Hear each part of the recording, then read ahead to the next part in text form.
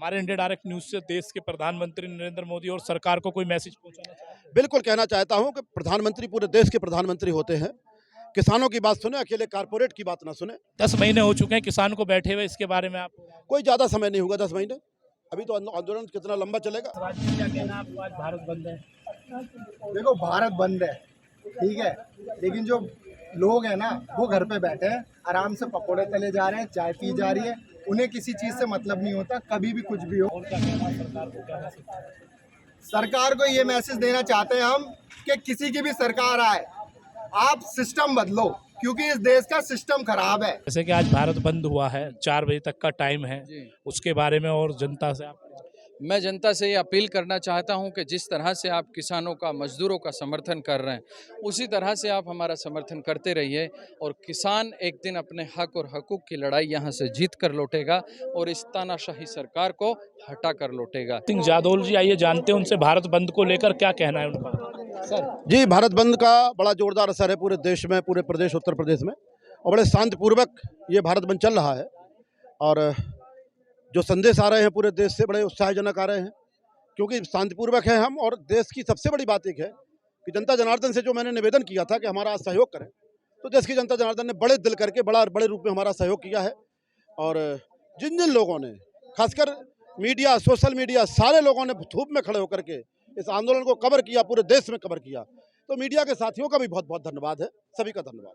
Sir 4 बजे तक के लिए बताया गया था, बिल्कुल कंफर्म, राइट, 4 बजे घड़ी की सुई होगी, हम लोग हट जाएंगे। और कहाँ कहाँ पर ये देश भारत बंद का मतलब? ये कहाँ गिनाया जाए, ऐसा कोई जिला बकाया नहीं है, कोई प्रांत बकाया नहीं है, कोई ऐसी, हर जगह आंदोलन। हमारे इंडिया डायरेक्ट न्यूज से देश के प्रधानमंत्री नरेंद्र मोदी और सरकार को कोई मैसेज पहुंचाना चाहते हैं? बिल्कुल कहना चाहता हूं कि प्रधानमंत्री पूरे देश के प्रधानमंत्री होते हैं। किसानों की बात सुने, अकेले कारपोरेट की बात ना सुने, समझें। हालांकि उनको समझ में आ रही है, लेकिन वो नासमझी का नाटक कर रहे हैं।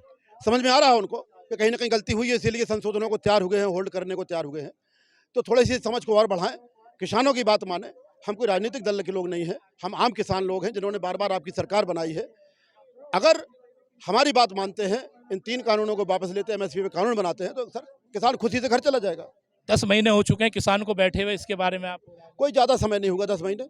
अभी तो आंदोलन कितना लंबा चलेगा। आगे की क्या रणनीति होगी सर? आंदोलन शांतिपूर्वक आंदोलन। क्या नाम है आपका? महेश राज। महेश राज जी, क्या कहना है आपको, आज भारत बंद है? देखो, भारत बंद है, ठीक है, लेकिन जो लोग हैं ना वो घर पे बैठे हैं, आराम से पकोड़े तले जा रहे हैं, चाय पी जा रही है, उन्हें किसी चीज से मतलब नहीं होता, कभी भी कुछ भी हो। हमारे देश में कुछ भी मुद्दे उठेंगे, वो सोशल मीडिया पे देख लेंगे, अखबारों में पढ़ लेंगे और अपनी टिप्पणी दे देंगे कि भाई ये बुरे हैं, वो बुरे हैं। उन्हें किसी चीज से मतलब नहीं है, उनकी दाल रोटी सही चल रही है, लेकिन पीठ पीछे वो बुराई कर सकते हैं। और क्या कहना है सरकार को, क्या मैसेज? सरकार को ये मैसेज देना चाहते हैं हम कि किसी की भी सरकार आए, आप सिस्टम बदलो, क्योंकि इस देश का सिस्टम खराब है।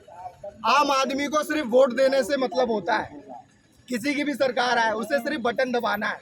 हरीश जी, मैं आपका स्वागत करता हूँ इंडिया डायरेक्ट न्यूज में। आपका बहुत बहुत धन्यवाद और तमाम सोशल मीडिया प्लेटफॉर्म का बहुत बड़ा धन्यवाद। पिछले 10 महीने से हमारे हक और हकूक़ की आवाज़ को आपने अपनी आवाज़ देकर बहुत बुलंद किया है।